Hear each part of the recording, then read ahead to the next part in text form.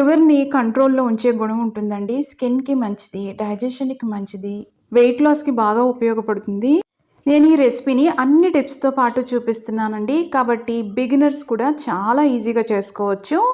మరి channel subscribe చేసుకోండి. అలాగే కంప్లీట్‌గా వీడియోని వాచ్ చేసి తప్పకుండా ఈ రెసిపీని ట్రై చేయండి. ఇక మనం రెసిపీలోకి వెళ్ళిపోదాం. ముందుగా నేను చూపిస్తున్న బౌల్‌తో ఒక కప్పు లేకపోతే బౌల్ మీరు ఏది కావాలన్నా అది ఒక మెజర్‌గా తీసుకోండి. దాంతో నేను నల్ల ఉలవలు తీసుకున్నాను. దీంట్లో ఇంకొక రకం ఎర్రవి కూడా ఉంటాయి. ఇవి 200 గ్రాములు ఉన్నాయండి. వీటిని ఒక గిన్నెలోకి వేసుకొని శుభ్రంగా 4 నుంచి 5 సార్లు శుభ్రంగా కడుక్కోవాలి.